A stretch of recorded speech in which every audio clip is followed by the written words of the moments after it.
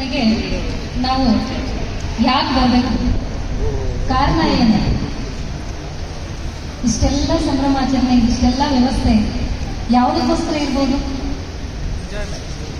ಯಾವುದಕ್ಕೋಸ್ಕರ? ಜ್ಞಾನಕ್ಕೋಸ್ಕರ, ಬುದ್ಧರಾಗಬೇಕು. ಜ್ಞಾನ, ಆತ್ಮಜ್ಞಾನ ಅನ್ನೋದು ಮನುಷ್ಯನಿಗೆ ಬಹಳಷ್ಟು ಅವಶ್ಯಕ ಅನ್ನೋದನ್ನ ಶರಣರು ಹೇಳಿದ್ರು, ಸಾಹಿತಿಗಳು ಹೇಳಿದ್ರು, ಕವಿಗಳು ಹೇಳಿದ್ರು. ಕುವೆಂಪು ಅವರು ಶತಮಾನದ ಸನ್ನೆ ಅನ್ನುವಂತಹ ಒಂದು ಕಾವ್ಯದಲ್ಲಿ ಒಂದು ಮಾತನ್ನು ಹೇಳ್ತಾರೆ. ಹೆರತನದ ಹೆದರಿಕೆಯು ಹೃದಯವನ್ನು ಹೊತ್ತಿಹುದು, ನರತನದ ಹುದುರೊಳಗೆ ಜೀವ ತೊಳಲಾಡುವುದು. ಹೆರತನದ ಹುದುರೊಳಗೆ ಬುದ್ಧು ಆಗಲ್ಲ ಅಂದ್ರೆ ಅಂತರ್ಮುಖಿಯಾದವರ ಆತ್ಮದರ್ಶನವನ್ನು ಮಾಡ್ಕೊಂಡವರ ಮಾತನ್ನಾದರೂ ಕೇಳು. ಅದು ಆಗಲ್ಲ ಅಂತಂದ್ರೆ ಅವರ ಸಾಂಗತ್ಯದಲ್ಲಾದರೂ ಇರು. ಅದು ಆಗಲ್ಲ ಅಂತಂದ್ರೆ ಅವರ ಬಳಿಯಲ್ಲಾದರೂ ಸುಳಿದಾಡು ಅಂತ ಹೇಳ್ತಾರೆ. ಇಷ್ಟನ್ನು ಮಾಡಿಲ್ಲ, ಬರೀ ಭೌತಿಕ ಸುಖಗಳು ನಿಜ ಅಂತೇಳಿ ಅದ್ರ ಹಿಂದೆನೇ ಹೋದೆ ಅಂತಂದ್ರೆ ನಿನ್ನ ಜೀವನಕ್ಕೆ ಅರ್ಥ ಇಲ್ಲ ಅಂತಕ್ಕಂತಹ ಮಾತನ್ನ ಕುವೆಂಪು ಅವರು ಹೇಳ್ತಾರೆ. ಸೊ ಫ್ರೆಂಡ್ಸ್, ನಾವೆಲ್ಲ ಧ್ಯಾನ ಅಭ್ಯಾಸ ಮಾಡ್ತಾ ಇರೋದು, ಸ್ವಾಧ್ಯಾಯವನ್ನು ಮಾಡ್ತಾ ಇರೋದು, ಸಜ್ಜನ ಸಾಂಗತ್ಯವನ್ನು ಮಾಡ್ತಾ ಇರೋದು ಯಾವುದಕ್ಕೋಸ್ಕರ ಅಂತ ಒಂದು ಪ್ರಶ್ನೆ ಬಂದಾಗ, ಯಾವುದಕ್ಕೋಸ್ಕರ ರೀ? ಯಾವುದಕ್ಕೋಸ್ಕರ? ಜ್ಞಾನಕ್ಕೋಸ್ಕರ. ಜ್ಞಾನ ಬೇಕು. ಜ್ಞಾನ ಇದ್ದಾಗಲೇ ಜ್ಞಾನದ ಉದಯ ಆಗ್ತದೆ. ನಮ್ಮ ವಿಕಾಸಕ್ಕೆ ಅಡ್ಡಿಯಾಗಿರೋದು ಯಾವುದಪ್ಪ ಅಂತಂದ್ರೆ ನಮ್ಮ ಧಾರಣೆಗಳು ಸ್ನೇಹಿತರೆ. ನಮ್ಮ ಆಶ್ಚರ್ಯ ಇವೆಲ್ಲವೂ ನಾನು, ನನ್ನದು, ಅಹಂ, ಇದಂ, ಇವೆಲ್ಲ ಧಾರಣೆಗಳು. ಹೌದಾ? ಇವೆಲ್ಲ ಹೋಗಪ್ಪ ಅಂತಂದ್ರೆ ವಿಕಾಸ ಆಗುತ್ತೆ. ಯಾವುದರ ವಿಕಾಸ ಆಗುತ್ತೆ? ಆತ್ಮದ ವಿಕಾಸ ಆಗುತ್ತೆ. ಆತ್ಮದ ವಿಕಾಸವೇ ಜ್ಞಾನದ ಉದಯ ಬಂದಿದೆ. ಹೌದಾ? ಅದೆಲ್ಲರಿಗೂ ಬೇಕಾ? ಯಾರಿಗೂ ಬೇಕು ಕೈಯತ್ರಿ? ಆತ್ಮದ ವಿಕಾಸ ಯಾರ್ಯಾರಿಗೆ ಬೇಕು? ಜ್ಞಾನದ ಉದಯ ಯಾರ್ಯಾರಿಗೆ ಬೇಕು? ಎಲ್ಲರಿಗೂ ಬೇಕಾ? ಯಾರ್ಯಾರು? ಕೆಲವಷ್ಟು ಜನ ಕೈಯನ್ನ ಎತ್ತಿಲ್ಲ. ನೀವು ಬ್ಯಾಡ್ರಿ, ಇದು ಫ್ರೀಯಾಗಿ ಸಿಗ್ತಾ ಇದೆ ಜ್ಞಾನೋದಯ ಅನ್ನೋದು. ಬ್ರಹ್ಮರ್ಷಿ ಪಿತಾಮಹ ಪತ್ರಿಜಿ ಗುರುಗಳು ಏನು ಮಾಡ್ಯಾರಪ್ಪ ಅಂತಂದ್ರೆ, ಧ್ಯಾನ ಮಾಡಿ, ಸ್ವಾಧ್ಯಾಯ ಮಾಡಿ, ಸಜ್ಜನ ಸಾಂಗತ್ಯ ಮಾಡಿ ಜ್ಞಾನ ಅನ್ನೋದು ನಿಮ್ಮ ಕೈ ಒಳಗೆ ಐತಿ ಅಂತ ಹೇಳೋದು. ಜ್ಞಾನದ ಉದಯ ಯಾವಾಗ ಅಂತಂದ್ರೆ ಈಗ. ಈ ಕಡೆಗೆ ಲಕ್ಷ್ಯ ಕೊಡಿ. ಧ್ಯಾನದ ಉದಯ, ಜ್ಞಾನದ ಉದಯ ಯಾವಾಗ ಅಂತಂದ್ರೆ ಈಗ. ಅದು ಏನನ್ನ ಬಿಟ್ಟಾಗ? ಜ್ಞಾನೋದಯ ಈಗ ಯಾವಾಗ ಅಂತಂದ್ರೆ ಅಹಮ್ಮನ್ನ ಬಿಟ್ಟಾಗ. ಅರ್ಥ ಆಯ್ತಾ? ಅಹಮ್ಮನ್ನ ಬಿಟ್ಟಾಗ ತಕ್ಷಣದಲ್ಲಿಯೇ ಜ್ಞಾನೋದಯ ಅನ್ನೋದು ಆರಂಭ ಆಗುತ್ತೆ ಸ್ನೇಹಿತರೆ. ಸೊ ನಾವೆಲ್ಲ ಧ್ಯಾನ ಅಭ್ಯಾಸ ಮಾಡ್ಲಿಕ್ಕತ್ತೀವಿ. ಹೌದಾ? ಧ್ಯಾನ ಯಾವುದಕ್ಕೋಸ್ಕರ ಮಾಡ್ತಾ ಇದ್ದೀವಿ? ಯಾವ ಕಾರಣಕ್ಕೋಸ್ಕರ ಧ್ಯಾನ ಮಾಡ್ತಾ ಇರೋದು? ಆರೋಗ್ಯಕ್ಕೋಸ್ಕರನ? ಓಕೆ. ನಮ್ಮ ಜೀವನ ಸರಿಯಾದ ರೀತಿಯಲ್ಲಿ ಇರಬೇಕಾ? ಓಕೆ, ಅದು ಸಿಕ್ತು. What next? ನಮ್ಮ ದೇಹದಲ್ಲಿರ್ತಕ್ಕಂತಹ 7 ಶರೀರಗಳಿರ್ತಕ್ಕಂತಹ ಅತೀಂದ್ರಿಯ ಶಕ್ತಿಗಳು, ಚಕ್ರಗಳು, ಎಲ್ಲ ನಾಡಿಗಳು ಶುದ್ಧಿ ಆಯಿತು, ಚಕ್ರಗಳು ಆಕ್ಟಿವೇಟ್ ಆಯಿತು, ಎಲ್ಲ ಜ್ಞಾನ ಬಂತು. What next? ವಾಟ್ ನೆಕ್ಸ್ಟ್ ಪ್ರಶ್ನೆ ಬರುತ್ತಲ್ಲ. ಹಾಗಾದರೆ ಧ್ಯಾನ ಸಾಧನೆ ಯಾವುದಕ್ಕೋಸ್ಕರ? ಧ್ಯಾನ ಸಾಧನೆ ಯಾವುದಕ್ಕೋಸ್ಕರ? ಹೀಗೆ ಮಹಾವೀರ ಭಗವಾನರು ಒಂದು ಹಳ್ಳಿಯಲ್ಲಿ ಧ್ಯಾನವನ್ನು ಹೇಳ್ಕೊಡ್ತಾ ಹೋಗ್ತಾ ಇದ್ರು. ನಮ್ಮ ಬ್ರಹ್ಮರ್ಷಿ ಪಿತಾಮಹ ಪತ್ರಿಜಿ ಗುರುಗಳ ತರಹ ಅವರು ಕೂಡ ಆಗಿನ ಕಾಲಕ್ಕೆ ಜ್ಞಾನ ಪ್ರಚಾರವನ್ನು ಮಾಡ್ತಾ ಇದ್ರು. ನಮ್ಮ ತರಹನೇ ಎಲ್ಲರೂ ಏನು ಮಾಡ್ತಿದ್ರು ಅಂದ್ರೆ ಧ್ಯಾನ ಮಾಡ್ಬೇಕ್ರಿ, ಧ್ಯಾನದ ಮಸ್ತಿಯಲ್ಲಿದ್ರು, ಧ್ಯಾನವನ್ನು ಮಾಡ್ತಾ ಇದ್ರು, ಧ್ಯಾನದ ಗೀತೆಗಳನ್ನು ಮಾಡ್ತಾ ಇದ್ರು. ಇದು ಒಬ್ಬ ರಾಜನಿಗೆ ಏನಾಗಿತ್ತಪ್ಪ ಅಂತಂದ್ರೆ ಭಾಳ ತಲೆಬೇನೆ ಆಗಿತ್ತು. ರಾಜ ಅಂತಂದ್ರೆ ನೋಡ್ರಿ, ಭಾಳ ಸಿರಿ ಸಂಪತ್ತು ಇರ್ತೈತಿ, ಎಲ್ಲವನ್ನ ಹೊಂದೇನಿ ಅಂತಕ್ಕಂಥ ಸಂತೃಪ್ತ ಭಾವ ಇರ್ತೈತಿ, ಜೊತೆಗೆ ಅಹಂಕಾರ ಕೂಡ ಇರ್ತೈತಿ. ಯಾಕೆ? ಅವನು ರಾಜ. ಹೌದಾ? ರಾಜನ ಸ್ಥಿತಿ ಹೆಂಗಿತ್ತು ಅಂದ್ರೆ ನಾನು ಎಲ್ಲವನ್ನ ಹೊಂದಬೇಕು, ಎಷ್ಟೇ ಸಿರಿ ಸಂಪತ್ತನ್ನು ಕೊಟ್ಟರು ನಾನು ಅದನ್ನು ಹೊಂದುವಂಥ ಸಾಮರ್ಥ್ಯವನ್ನು ಹೊಂದೇನಿ.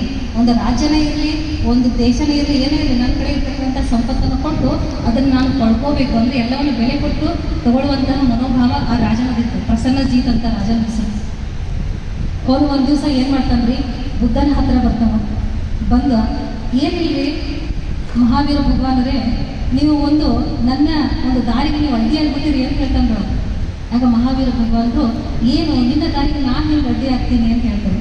ಇಲ್ಲ, ನಾನೇನೋ ಸಾಮ್ರಾಜ್ಯವನ್ನು ಆಳ್ಕೊಂಡು ರಾಜ್ಯವನ್ನು ವಿಸ್ತಾರ ಮಾಡ್ಕೊಂಡು ನಾನು ಇದ್ದೆ, ಆದರೆ ನೀವು ಧ್ಯಾನ ಅನ್ನುವಂತಹ ಅಲೆಯನ್ನು ಎಬ್ಬಿಸ್ಬಿಟ್ಟರೆ ಅದು ನನ್ನ ಹತ್ರ ಇಲ್ಲಾಗೈತಿ. ಅದನ್ನು ಯಾವ ರೀತಿಯಲ್ಲಿ ಪಡ್ಕೋಬೇಕು, ಅದಕ್ಕೆ ಎಷ್ಟು ಸಂಪತ್ತನ್ನು ಕೊಡಬೇಕು ಅಂತ ಕೇಳ್ತಾನ್ರಿ ಪ್ರಸನ್ನಜೀತ. ಯಾರು ಕೇಳ್ತಾರ್ರಿ? ಪ್ರಸನ್ನಜೀತ. ಯಾರು ಕೇಳ್ತಾರೋ? ನಾಷ್ಟ ಮಾಡಿದ್ರಿ ಎಲ್ಲ ಮುಂಜಾನೆ?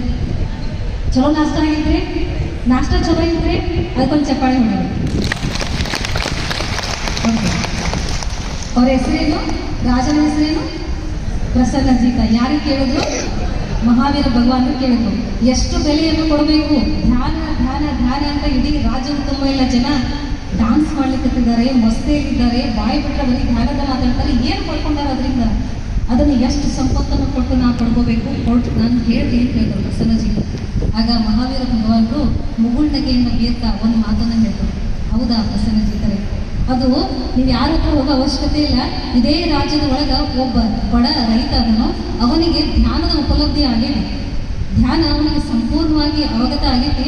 ಅವನ ಹತ್ರ ಹೋಗಿ ನೀವು ಧ್ಯಾನವನ್ನು ಪಡ್ಕೋಬಹುದು ಅಂತ ಹೇಳ್ತಾರೆ, ಧ್ಯಾನ ವಿದ್ಯೆಯನ್ನು ಪಡ್ಕೋಬಹುದು ಅಂತ ಹೇಳ್ತಾರೆ. ಆದ್ರೆ ಆ ರಾಜನ ತಲೆಯೊಳಗೆ ಲೆಕ್ಕಾಚಾರ ಇತ್ತು, ಎಷ್ಟು ಸಂಪತ್ತು ಕೊಡಬೇಕು, ಅರ್ಧ ರಾಜ್ಯ ಕೊಡಬೇಕು, ಒಂದು 100 ಹವಳಗಳನ್ನು ಕೊಡಬೇಕು, ಇದೇ ಲೆಕ್ಕಾಚಾರ ಇತ್ತು. ಅಂದ್ರೆ ಧ್ಯಾನ ಖರೀದಿ ಮಾಡ್ಬೇಕಂತ ಅವನ ತಲೆಗಿತ್ತು. ಹೌದಾ? ಅವನು ಆ ಬಡ ರೈತನ ಹತ್ರ ಬಂದು ನೋಡು, ನಿನ್ನ ಹತ್ರ ಧ್ಯಾನ ಅನ್ನತಕ್ಕಂಥ ಒಂದು ವಿದ್ಯೆ ಐತಿ ಅಂತ, ಅದನ್ನ ನನಗೆ ಕೊಟ್ಟು ಬಿಡು ಅಂತ ಕೇಳ್ತಾರೆ. ಅದನ್ನ ನೀನು ನನಗೆ ಕೊಡು ಅಂತ ಹೇಳ್ತಾರೆ. ನೀ ಎಷ್ಟು ಬೇಕಾದರೂ ಕೇಳು, ಎಷ್ಟು ಬೆಲೆಯನ್ನು ಕೊಟ್ಟು ಬೇಕಾದರೂ ನಾನು ಅದನ್ನು ಕೊಂಡುಕೊಳ್ಳುವಂಥ ಸಾಮರ್ಥ್ಯವನ್ನು ಹೊಂದೀನಿ, ಅದನ್ನು ನನಗೆ ಕೊಟ್ಟು ಬಿಡು ಅಂತ ಹೇಳ್ತಾರೆ. ಇಲ್ಲ, ಅದನ್ನೆಲ್ಲ ಕೊಡ್ಲಿಕ್ಕೆ ಆಗೋದಿಲ್ಲ ಅಂತ ಹೇಳಿ ಆ ಬಡ ರೈತ ಹೇಳ್ತಾನೆ. ಯಾಕೆ ನೀ ಏನು ತಿಳ್ಕೊಂಡಿ? ಇಷ್ಟೆಲ್ಲ ಸಂಪತ್ತನ್ನು ಕೊಟ್ಟು ನಂಗೆ ಕೊಡ್ಲಿಕ್ಕೆ ಆಗೋದಿಲ್ಲ ಅಂತ ನೀ ತಿಳ್ಕೊಂಡೇನ ಅಂತ ಪ್ರಸನ್ನಜಿತ ಕೇಳಿದಾಗ ಆ ಬಡ ರೈತ ಒಂದು ಮಾತು ಹೇಳ್ತಾನೆ. ಧ್ಯಾನ ಅಂತಕ್ಕಂಥದ್ದು ಸಂಪತ್ತನ್ನು ಕೊಟ್ಟು ಖರೀದಿ ಮಾಡುವಂತಹ ವಸ್ತು ಅಲ್ಲ, ಅದು ಆತ್ಮನ ದರ್ಶನ ಮಾಡ್ಕೊಳ್ತಕ್ಕಂತಹ ಒಂದು ದಾರಿ ಐತಿ. ಅದಕ್ಕೆ ಆತ್ಮ ಸಮರ್ಪಣೆ ಅನ್ನೋದು ಬೇಕು, ಅದು ನಿನ್ನಲ್ಲಿ ಇಲ್ಲ, ಹಾಗಾಗಿ ನನಗೆ ಖರೀದಿ ಮಾಡುವಂಥ ಸಾಮರ್ಥ್ಯ ಇಲ್ಲ ಅಂತ ಹೇಳಿದೆ. ಹೌದಾ? ಧ್ಯಾನ ವಿದ್ಯೆ ಅಂತಕ್ಕಂಥದ್ದು ಸ್ನೇಹಿತರೆ, ಇದು ಹಸ್ತಾಂತರ ಮಾಡ್ತಕ್ಕಂತಹ ವಿದ್ಯೆ ಅಲ್ಲ. ಇದನ್ನು ನಾವು ಹಸ್ತಾಂತರ ಮಾಡಬೇಕಾದ್ರೆ ಮೊದಲು ಏನಾಗಬೇಕು? ರೂಪಾಂತರನೇ ಆಗಬೇಕು. ಆ ರೂಪಾಂತರಣಿಗೆ ನಾವು ಸಿದ್ಧರಾಗಿರ್ಬೇಕು. ಧ್ಯಾನ ಏನು ಮಾಡ್ತಕ್ಕ ಅಂತಂದ್ರೆ ನಮ್ಮನ್ನು ಶುದ್ಧಿ ಮಾಡ್ತದ್ರಿ. ನಾವೇನು ಧರಿಸ್ಕೊಂಡಿದ್ದೀವಲ್ಲ ಎಲ್ಲ ಧಾರಣೆಗಳನ್ನ ಕಳಚಿ ಬಿಡಿಸ್ತಾ ಇರ್ತದ್ರಿ. ಒಂದು ತೆಂಗಿನ ಮರ ನೋಡಿದಿರಲ್ಲ, ಅದು ಚಿಕ್ಕದಿದ್ದಾಗ ಹೆಂಗಿರ್ತದ್ರಿ, ದೊಡ್ಡದಾಗ್ತಾ ಹೋದಂಗೆ ಅದು ಒಂದೊಂದು ರೆಂಬೆಗಳು ಎಲ್ಲ ಕಳಚಿ ಬಿಡ್ತಾ ಹೋಗ್ತಾವಲ್ಲ, ಅದೇ ತರಹ ಯಾರು ಧ್ಯಾನ ಅಭ್ಯಾಸವನ್ನು ಮಾಡಲಿಕ್ಕೆ ಶುರು ಮಾಡ್ತಾರೋ, ಉಸಿರಾಟವನ್ನು ಗಮನಿಸೋದಕ್ಕೆ ಶುರು ಮಾಡ್ತಾರೋ, ನಮ್ಮ ಎಲ್ಲ ಧಾರಣೆಗಳು ಕಳಚಿ ಬೀಳೋದಕ್ಕೆ ಶುರು ಆಗ್ತವೆ. ಒಂದು ಕೋಪ ಇರ್ಬೋದು, ಒಂದು ಅಹಂಕಾರ ಇರ್ಬೋದು, ಮದ ಮಾತ್ಸರ ಇರ್ಬೋದು, ನಾನು ನನ್ನ ಅನ್ನೋದಿರ್ಬೋದು. ಕೊನೆಯದಾಗಿ ಹೇಳ್ತೇನೆ, ಉಸಿರಾಟ ಕೂಡ ನನ್ನದು ಅಲ್ಲ ಅಂತಕ್ಕಂಥ ಭಾವನೆಗೆ ತಂದು ನಿಲ್ಲಿಸೋದು ಯಾವುದಪ್ಪ ಅಂತಂದ್ರೆ ಧ್ಯಾನ. ಅದಕ್ಕೆ ನೀವು ಸಿದ್ಧರಾಗಿದ್ರಿ ಅಂತಂದ್ರೆ ಜ್ಞಾನೋದಯ ಹೇಳ್ರಿ. ಜ್ಞಾನೋದಯ ಯಾವಾಗ?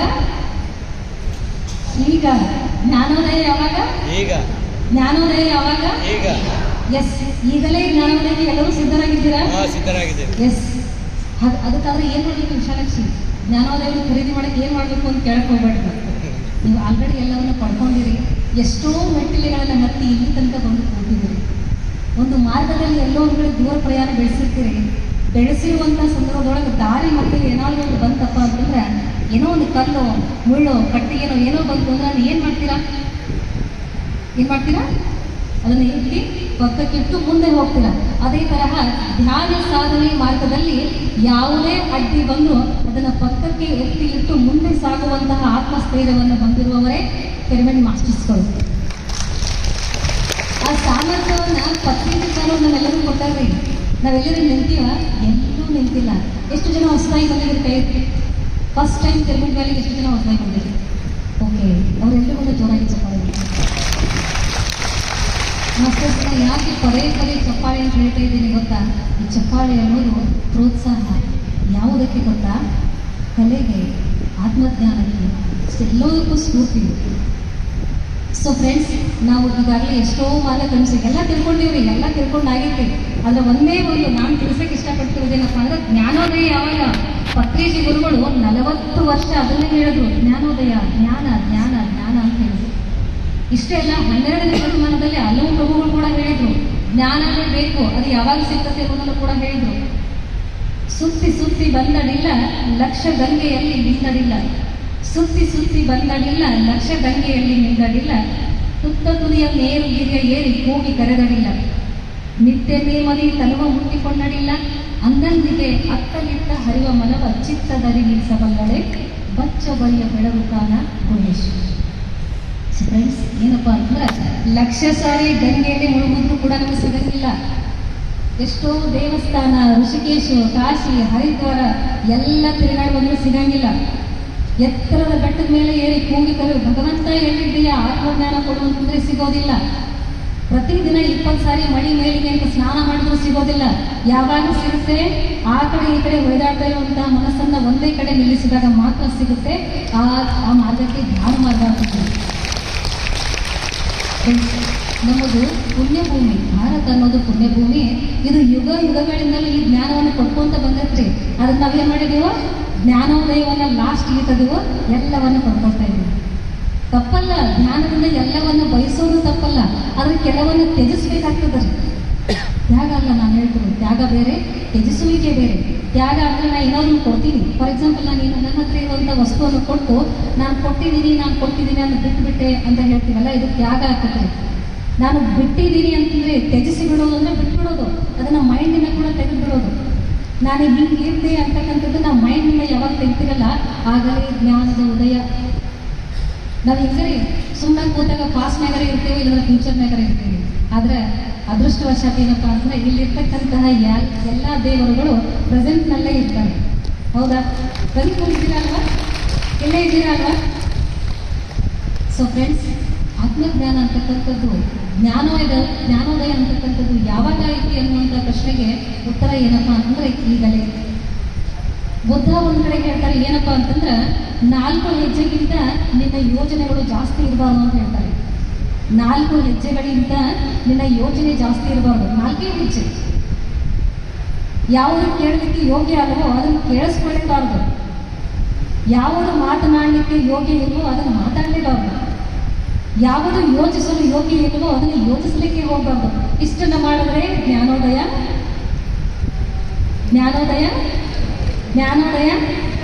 ಎಸ್. ಬುದ್ಧ ಪೂರ್ಣಿಮೆ ಅಂತಂದ್ರೆ ಬರಬೇಕಾದ್ರೆ ತಮಿಳ್ ಮಾಸ್ಟರಾಗಿ ಬರಬೇಕು, ಹೋಗ್ಬೇಕಾದ್ರೆ ಬುದ್ಧರಾಗಿ ಹೋಗ್ಬೇಕು. ರೆಡಿ ಇದ್ರೆ ಎಲ್ಲರೂ ಬುದ್ಧರಾಗೋದಕ್ಕೆ ಇನ್ನೂ 2 ದಿವಸ ಇದೆ ನೋಡ್ರಿ. ಭೂಮಂಡಲ ಎಲ್ಲ ವ್ಯವಸ್ಥೆ ಮಾಡಿಕೊಟ್ಟೈತೆ. ಇಷ್ಟು ಹೇಳಿದಪ್ಪ ಅಂತಂದ್ರೆ ಧ್ಯಾನ ಮಾಡಿದ್ರೆ ಏನಾಗುತ್ತೆ, ಧ್ಯಾನ ಮಾಡಿದ್ರೆ ಏನು ಸಿಗುತ್ತೆ ಅಂತಕ್ಕಂಥ ಲೆಕ್ಕಾಚಾರ ಬಿಟ್ಟಾಗಲೇ ಎಲ್ಲ ಸಿಗ್ತದೆ ಅಂತ ಬುದ್ಧ ಹೇಳಿದ್ರು. ಧ್ಯಾನದಲ್ಲಿ ಜ್ಞಾನೋದಯ ಒಂದೇ ಲೈಫಲ್ಲಿ ಸಿಗೋದ್ರಿ. ಇದು ಪದೇ ಸಿಕ್ಕುತ್ತಿಲ್ಲ ಗೊತ್ತಿಲ್ಲ. ಇನ್ನೊಂದು ಹೇಳ್ತೀನಿ, ನೀವೆಲ್ಲರೂ ಕೈಯಲ್ಲಿ ಒಂದೊಂದು ಬ್ಯಾಂಡ್ ಹಾಕೊಂಡ್ರಿ, ಗುರುತು ಹಾಕೊಂಡ್ರಿ. ಹೌದಾ? ಎರಡು ಹಾಕೊಂಡ್ರೆ ಕೈ ಇರ್ತೀವಿ ಇಂಚರು. ಓಕೆ, ಗುರುತು ಹಾಕೊಂಡ್ರಿ. ಯಾಕೆ ಮಾಡಿರ್ಬೇಕಂದ್ರೆ ಯಾಕೆ ಮಾಡಿರ್ಬೋದು? ಈ ವ್ಯವಸ್ಥೆನ ಯಾಕೆ ಮಾಡಿರ್ಬೋದು? ಸಾವಿರಾರು ಜನರ ಮಧ್ಯೆ ಇವರೆಷ್ಟು ಇಲ್ಲಿ, ಇವರು ಇಷ್ಟು ಇಲ್ಲಿ ಅಂತೇಳಿ ಗುರುತು ಹಿಡಿಯೋದಕ್ಕಾಗಿ ಗುರುತಿನ ಚೀಟಿಯನ್ನು ಹಾಕಿದ್ದಾರೆ. ಅಂತಹ ಗುರುತನ್ನು, ಅಂತಹ VIP ಕಾರ್ಡನ್ನು ಈಗಾಗಲೇ ನಮ್ಗೆ ಸಿಕ್ಕತ್ರಿ. ಅದನ್ನು ಯಾರು ಕೊಟ್ಟಾರಪ್ಪ ಅಂದ್ರೆ ಪಂಡಿಜಿ ಗುರುಗಳು ಕೊಟ್ಟರು. ಆ VIP ಕಾರ್ಡ್ ಯಾವ್ದು ಕೊಟ್ರಿ? ಯಾವುದು? ಧ್ಯಾನ ಅನ್ನುವಂತಹ VIP ಕಾರ್ಡ್ ಸಿಗುತ್ತೆ. ಆ VIP ಕಾರ್ಡನ್ನು ಹೆಂಗೆ ಬಳಸ್ಕೋಬೇಕಲ್ಲ ಹಾಗೆ ಬಳಸ್ರಿ. ಹೌದಾ? ಯಾವುದಕ್ಕಾಗಿ ಬಳಸಬೇಕಪ್ಪ ಅಂದರೆ ಆತ್ಮಜ್ಞಾನಕ್ಕಾಗಿ, ಆತ್ಮ ಸಾಕ್ಷಾತ್ಕಾರಕ್ಕಾಗಿ. ಆತ್ಮ ಸಾಕ್ಷಾತ್ಕಾರ ಎಲ್ಲಿದೆ ಅಂತ ತತ್ಕ್ಷಣದಲ್ಲಿ 20 ವರ್ಷದ ನಂತರ ಇದೇನು ವಿಶಾಲಾಕ್ಷಿ, 1 ತಿಂಗಳ ನಂತರ ಇದೇನು, ಎಷ್ಟು ಮಂಡಲ ಧ್ಯಾನ ಮಾಡಬೇಕು, ಎಷ್ಟು ಮೌನ ಮಾಡಬೇಕು, ಏನೇನು ಮಾಡಬೇಕು, ನೀವು ಧಾರಣೆ ಮಾಡಿಕೊಳ್ಳೋದೆಲ್ಲವನ್ನ ಯಾವಾಗ ಬಿಡ್ತೀರಲ್ಲ ಆ ಕ್ಷಣದಲ್ಲಿಯೇ ಜ್ಞಾನೋದಯ. ಆ ಕ್ಷಣದಲ್ಲಿಯೇ ಜ್ಞಾನೋದಯ. ಬುದ್ಧ ಭಗವಾನರು ಉಸಿರಾಟವನ್ನು ಯಾವ ರೀತಿ ಗಮನಿಸಿದ್ರು ಗೊತ್ತಾ ಸ್ನೇಹಿತರೆ? ತದೇಕ ಚಿತ್ತದಿಂದ 24 ಗಂಟೆಗಳಲ್ಲಿ ಅಲ್ಲಿ ಜ್ಞಾನೋದಯ ಆಗಿತ್ತು. ಬಹಳ ವರ್ಷ ತಗೊಂಡಿಲ್ಲ, 24 ಗಂಟೆಗಳಲ್ಲಿ ಬುದ್ಧನಿಗೆ ಜ್ಞಾನೋದಯ ಆಗಿತ್ತು. ಅವರು ಉಸಿರಾಟವನ್ನು ಹೇಗೆ ಗಮನಿಸಿದ್ರು, ಎಲ್ಲವನ್ನ ಬಿಟ್ಟಿದ್ರು, ಎಲ್ಲ ಅಭ್ಯಾಸಗಳನ್ನ ಮಾಡಿದ್ರು, ಎಲ್ಲ ಲೆಕ್ಕಾಚಾರಗಳನ್ನ ಮಾಡಿದ್ರು, ಎಲ್ಲ ಎಣಿಕೆಗಳನ್ನು ಪುಸ್ತಕವನ್ನು ಬಿಟ್ಟು ಒಳಗಿರ್ತಕ್ಕಂತಹ ಉಸಿರಾಟವನ್ನು ಗಮನಿಸಿದಾಗ ಕೇವಲ 24 ಗಂಟೆಗಳಲ್ಲಿ ಇವರಿಗೆ ಜ್ಞಾನೋದಯ ಆಗಿರಿಸ್ತೀವಿ. ಹೌದಾ? ನಮಗೂ ಆ ಚಾನ್ಸ್ ಐತ್ರಿ. ಇವಾಗ ಇನ್ನೂ 2-3 ದಿವಸ ಈ ಪ್ರೋಗ್ರಾಮ್ ಇರ್ತದ್ರಿ. ಇಷ್ಟರೊಳಗನೆ ಎಲ್ಲವನ್ನು ಪಡ್ಕೊಂಡ್ಬಿಡ್ರಿ. ಯಾಕೆ ಅಂತಂದ್ರೆ ಇದು ಆತ್ಮಜ್ಞಾನದ ಸುಗ್ಗಿ ಕಾಲ ಸ್ನೇಹಿತರೆ. ಗಾಳಿ ಬಂದಾಗ ನೋಡ್ಕೋಬೇಕು ಅಂತ ಹಿರಿಯರು ಹೇಳ್ತಾರ್ರಿ. ಆತ್ಮಜ್ಞಾನದ ಗಾಳಿ ಬೀಸಿದಾಗ ಜ್ಞಾನದ ಕಾಳುಗಳನ್ನು ಹಂಗೆ ತಿಳ್ಕೊಳ್ತಾ ಇರ್ಬೇಕು. ನಮ್ಮ ಭೂಮಂಡಲದ ಮೇಲೆ ಏನಿಲ್ಲ ಹೇಳಿಸ್ಬೇಕು, ಎಲ್ಲವೂ ಇದೆ. ಆದರೆ ಈ ಅಹಂ ಮತ್ತು ಮಮಂ ಅನ್ನು ಬಿಟ್ಟಾಗ, ನಾನು ನನ್ನದು ಅನ್ನೋದನ್ನು ಬಿಟ್ಟಿವಪ್ಪ ಅಂತಂದ್ರೆ ಈ ಜಗತ್ತೇ ಸುಂದರವಾಗಿ ಕಾಣಿಸ್ತದೆ. ಆಗ ಜ್ಞಾನದ ಕಣ್ಣುಗಳು ತೆರೀತಾವೆ. ಜ್ಞಾನದ ಕಣ್ಣುಗಳು ತೆರೆಯೋದಕ್ಕೆ ಬಹಳ ಸಮಯ ಇಲ್ಲ ಸ್ನೇಹಿತರೆ. ಹೌದಾ? ಏನು ಮಾಡಬೇಕು, ಪತ್ರಿಜಿ ಜ್ಞಾನೋದಯಕ್ಕಾಗಿ ಏನು ಮಾಡಬೇಕು ಎಲ್ಲವನ್ನ ಹೇಳ್ಯಾರ್ರಿ. ಒಂದು ಮಾತು ಹೇಳಿ ಸ್ನೇಹಿತರೆ, ಆಡು ಮುಟ್ಟದ ಸೊಪ್ಪಿಲ್ಲ, ಪತ್ರಿಜಿ ತಿಳಿಸಿದ ಸಂದೇಶಗಳಿಲ್ಲ. ಒಪ್ಕೊಂತೀರ? ಆಡು ಮುಟ್ಟದ ಸೊಪ್ಪಿಲ್ಲ, ಪತ್ರಿಜಿ ತಿಳಿಸಿದ ಜ್ಞಾನವಿಲ್ಲ, ಪತ್ರಿಜಿ ತಿಳಿಸಿದ ಸಂದೇಶವಿಲ್ಲ. ವೇದ, ಪುರಾಣ, ಆಗಮ, ಭಗವದ್ಗೀತೆ, ಕುರಾನ್, ಬೈಬಲ್ ಎಲ್ಲವನ್ನ ಒಟ್ಟು ಒಂದು ಮಿಕ್ಸಿನೊಳಗೆ ಹಾಕಿ ಒಂದು ಜ್ಯೂಸ್ ಮಾಡಿ ಕೊಟ್ಟಾರೆ. ಅದನ್ನು ಕುಡಿಯೋದಷ್ಟೇ. ಕುಡಿದು ಸುಮ್ಮನೆ ಕಣ್ಮುಚ್ಚಿ ಉಸಿರಾಟವನ್ನ ಗಮನಿಸ್ತಾ ಕೂತ್ವಿ ಅಂತಂದ್ರೆ ಆಹಾ, ಎಂತಹ ಅದ್ಭುತ, ಎಂತಹ ಆನಂದ ಸ್ನೇಹಿತರೆ. ಕುಡಿಬೇಕ್ರಿ. ಜೇನು ಸಿಕ್ಕಾಗ ಜೇನನ್ನ ಮತ್ತೊಂದಿಷ್ಟು ಕುಡಿತೀವಲ್ಲ, ಬೇಸರ ಮಾಡ್ಕೊಳ್ಳೋದು ಧ್ಯಾನ ಮಾಡಿದ್ರೆ ಭಗವಂತರೇ ಆಗ್ತೀವ್ರಿ. ಬೇಸರವನ್ನು ಮಾಡಿಕೊಳ್ಳೋದ್ರೆ ಧ್ಯಾನ ಮಾಡಿದ್ರೆ ಏನಾಗ್ತೀವಿ? ಭಗವಂತರೇ ಆಗ್ತೀವಿ. ಆ ಭಗವಂತರಾಗುವಂತಹ ಎಲ್ಲ ಸಾಧ್ಯತೆಗಳು ಇದೆ.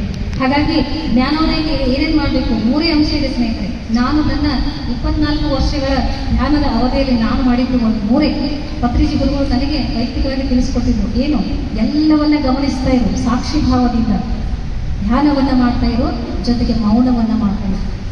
ನನ್ನ ವೈಯಕ್ತಿಕ ಅನುಭವದಲ್ಲಿ ಹೇಳ್ತೀನಿ, ಜ್ಞಾನೋದಯಕ್ಕೆ ಇರುವಂತಹ 3 ಅಂಶಗಳು ಯಾವುದಪ್ಪ ಅಂತಂದ್ರೆ, ಒಂದು ನಿರಂತರ ನಿರಂತರ ಧ್ಯಾನ, 2ನೇದು ಸಾಕ್ಷಿ ಭಾವ, 3ನೇದು ಮೌನ ಸ್ನೇಹಿತರೆ. ಮೌನ ಈಸ್ ಕಂಪಲ್ಸರಿ. ಎಷ್ಟು ಜನ ಮೌನ ಅಭ್ಯಾಸ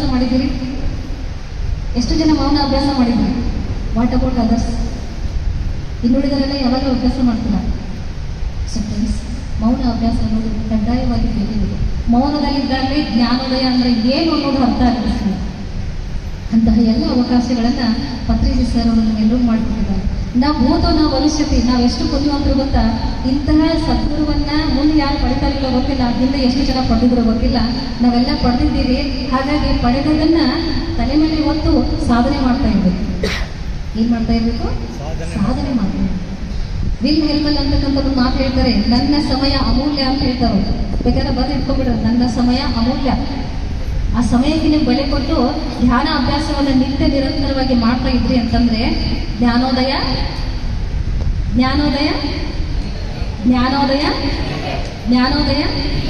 ಓಕೆನಾ? ಸೊ ಕೊನೆಯದಾಗಿ ಒಂದು ಮಾತನ್ನ ಹೇಳ್ತೀನಿ. ಏನಪ್ಪಾ ಅಂತಂದ್ರೆ, ದ.ರಾ ಬೇಂದ್ರೆಯವರು ಒಂದು ಚುಟುಕನ್ನು ಬರೀತಾರೆ. ನಕ್ಕು ಸಾಯಿರಿ, ನಕ್ಕು ಸತ್ರ ದೇವರಾಗ್ತೀರಿ ಅಂತ ಹೇಳ್ತಾರೆ, ನಕ್ಕು ಸತ್ರ ನಕ್ಷತ್ರ ಆಗ್ತೀರಿ ಅಂತ ಹೇಳ್ತಾರೆ. ಅದನ್ನೇ ನಾನು ಧ್ಯಾನಕ್ಕೆ ಒಂದು ತರ್ಜುಮೆ ಮಾಡಿದಾಗ ಈ ರೀತಿ ಆಗುತ್ತೆ, ಧ್ಯಾನ ಮಾಡ್ರಿ, ಧ್ಯಾನ ಮಾಡಿದ್ರೆ ಇದ್ದಾಗೂ ದೇವರಾಗ್ತೀರಿ, ಸತ್ತ ನಂತರ ಕೂಡ ದೇವರಾಗ್ತೀರಿ ಅಂತ. ಸ್ನೇಹಿತರೆ, ಜ್ಞಾನೋದಯಕ್ಕೆ ಬಹಳಷ್ಟು ಸರಳವಾದಂತಹ ಮಾತು ಇದೆ. No judgement, no comment, non violence, non killing, meditation and middle path. ಯಾರ ಬಗ್ಗೆ ತೀರ್ಪು ಬೇಡ, ಯಾರ ಬಗ್ಗೆ ಟೀಕೆ ಬೇಡ, ಯಾವ ಜೀವಿಯನ್ನು ಕೊಂಡೋದು ಬೇಡ, ಯಾರಿಗೆ ಹಿಂಸೆ ಮಾಡೋದು ಬೇಡ. ನಿರಂತರವಾಗಿ ಧ್ಯಾನದಲ್ಲಿರೋಣ, ಮಧ್ಯೆ ಮಾರ್ಗವನ್ನು ಅನುಸರಿಸೋಣ. ಇಷ್ಟನ್ನು ಮಾಡಿದ್ರೆ ಜ್ಞಾನೋದಯ. ಓಕೆ. ಸೊ ಇಂತಹ ಒಂದು ಅದ್ಭುತವಾದ ಒಂದು ಮಾತು ಹೇಳಿಕ್ಕೆ ಇಷ್ಟಪಡ್ತೀನಿ. ಮೊನ್ನೆ ಬರಬೇಕಾದ್ರೆ ಬೆಂಗಳೂರಲ್ಲಿ ಸಿಟಿ ಎಂಟ್ರ್ ಆದ ತಕ್ಷಣ ಒಬ್ಬರ ಮುಖದ ಮೇಲೂ ನಗು ಇಲ್ಲ. ಅದು ಎಲ್ಲಿದ್ರು, ಎಲ್ಲಿ ಹೋಗ್ತಿದ್ರು, ಯಾವ ಲೋಕವಾಗಿದ್ರು. ಆದರೆ ಈ ಲೋಕ ನೋಡಿದ್ರೆ ಧ್ಯಾನ ಲೋಕ ಅನ್ನೋದು ಸ್ಪಷ್ಟವಾಗಿ ಗೊತ್ತಾಗ್ತದೆ. ಯಾಕಂದ್ರೆ ಏನಾದ್ರಿಂತಂದ್ರೆ ಜೀವನದ ಪರಮಧ್ಯೇಯ ಏನು ಗೊತ್ತಾ ಸ್ನೇಹಿತರೆ? ಮನುಷ್ಯ ಜೀವನದ ಪರಮಧ್ಯೇಯ ಏನು ಅಂತಂದ್ರೆ ಜ್ಞಾನೋದಯವನ್ನು ಪಡ್ಕೊಳ್ಳೋದು, ಆತ್ಮ ಸಾಕ್ಷಾತ್ಕಾರವನ್ನು ಮಾಡ್ಕೊಳ್ಳೋದು. ನಾವು ಬಂದಿರೋದೇ ಅದಕ್ಕೆ. ನಾವು ಬಂದಿರೋದು ಯಾವುದಕ್ಕೋಸ್ಕರವೇ? ಆತ್ಮ ಸಾಕ್ಷಾತ್ಕಾರಕ್ಕೆ. ಇಲ್ಲಿರುವಷ್ಟು ದಿವಸ ಮಾತು ಕಡಿಮೆ ಇರಲಿ, ಹೆಚ್ಚು ಜ್ಞಾನವನ್ನು ಗ್ರಹಿಸಿ. ಏನೇ ಮಾತಾಡಿದ್ರು ಧ್ಯಾನದ ಬಗ್ಗೆನೇ ಮಾತಾಡಿ, ಏನೇ ಕೇಳಿಸ್ಕೊಂಡಿದ್ರು ಧ್ಯಾನದ ಬಗ್ಗೆನೇ ಕೇಳಿಸ್ಕೊಳ್ಳಿ. ಸಾಕಷ್ಟು ಜನ ಜ್ಞಾನಿಗಳು ಬಂದರೆ ಅನುಭವಗಳನ್ನ ಕೇಳಿಸ್ಕೊತಾ ಇರಲಿ. ಪತ್ರಿಜಿ ಗುರುಗಳ 18 ಆದರ್ಶ ಸೂತ್ರಗಳು, 13 ವೈಯಕ್ತಿಕ ಸೂತ್ರಗಳು, ಧ್ಯಾನ, ಸ್ವಾಧ್ಯಾಯ, ಸಜ್ಜನ ಸಂಗತ, ಜೊತೆಗೆ ಮೌನ ಅನ್ನೋದಿತ್ತಪ್ಪ ಅಂತಂದ್ರೆ ನಮ್ಮ ಕೈ ಹಿಡಿಯೋರು ಯಾರು ಇಲ್ರಿ. ಹೌದಾ? ಅದಕ್ಕೆ ಎಲ್ಲರೂ ರೆಡಿ ಇದ್ದೀರಲ್ಲ? ಎಲ್ಲರೂ ರೆಡಿ ಇದ್ದೀರಿ? Okay, very nice. ಸೊ ನಾವೆಲ್ಲ ಎಲ್ಲೆಲ್ಲೂ ಇರ್ತಿದ್ದೀವಿ. ಧ್ಯಾನ ಅಂತಕ್ಕಂತಹ ಅಸ್ತ್ರ ನಮ್ಮ ಕೈಗೆ ಬಂದ ತಕ್ಷಣ ಇಂತಹ ಭವ್ಯವಾದ ತಿರುಗಡಿ ಒಳಗಡೆ ಬಂದು ಕೂತಿದ್ರು. ಅಂತಹ ಧ್ಯಾನದ ಅಸ್ತ್ರವನ್ನು ಕೊಟ್ಟಂತಹ ಮಹಾನ್ ಚೇತನ ಪಿತಾಮಹ ಬ್ರಹ್ಮರ್ಷಿ ಪತ್ರಿಜಿಯವರಿಗೆ ಒಂದ್ಸಾರಿ ಎಲ್ಲರೂ ಎದ್ದು ನಿಂತು ಜೋರಾಗಿ ಚಪ್ಪಾಳೆ ಕೊಡ್ತಾರೆ. ಜೈ ಜೈ ಹೋ ಪತ್ರಿಜಿ, ಜೈ ಹೋ ಪತ್ರಿಜಿ, ಜೈ ಹೋ ಬುದ್ಧತ್ವ, ಜೈ ಹೋ ಬುದ್ಧತ್ವ, ಜೈ ಹೋ ಸಜ್ಜನ ಸಾಂಗತ್ಯ, ಜೈ ಹೋ ಸಜ್ಜನ ಸಾಂಗತ್ಯ, ಜೈ ಹೋ ಸ್ವಾಧ್ಯಾಯ, ಜೈ ಹೋ ಸ್ವಾಧ್ಯಾಯ, ಜೈ ಹೋ ಪತ್ರಿಜಿ, ಜೈ ಹೋ ಸಾಕಾರ ತತ್ವ. ಧನ್ಯವಾದಗಳು. ಸೊ ಫ್ರೆಂಡ್ಸ್, ನಾವು ಬುದ್ಧ ಪೂರ್ಣಿಮೆ ಅವಸರದಲ್ಲಿರೋದ್ರಿಂದ ಒಂದೇ ಒಂದು ನಮ್ಮ ತಲೆಯಲ್ಲಿ ಧ್ಯಾನ, ಜ್ಞಾನ ಜೊತೆಗೆ ಆತ್ಮ ಸಾಕ್ಷಾತ್ಕಾರ, ಜ್ಞಾನೋದಯ. ಅರ್ಥ ಆಯ್ತಲ್ರಿ? ಜ್ಞಾನೋದಯ ಯಾವಾಗ ಅಂತ ಪ್ರಶ್ನೆ ಬಂತು ಮಾತ್ರ ಈಗ ಅಂತ ಅನ್ಕೊಂಡ್ಬಿಡ್ರಿ. ಓಕೆನಾ? ಹಾಗಾಗಿ ನನ್ನ ಗುರುಗಳಂತ ಬ್ರಹ್ಮರ್ಷಿ ಪಿತಾಮಹ ಪತ್ರಿಜಿ ಅವರಿಗೆ ಶ್ರೀಮತಿ ಸ್ವರ್ಣಮಾಲಾ ಪತ್ರಿಜಿ ಅಮ್ಮನೂರಕ ಧನ್ಯವಾದಗಳು. Thank you.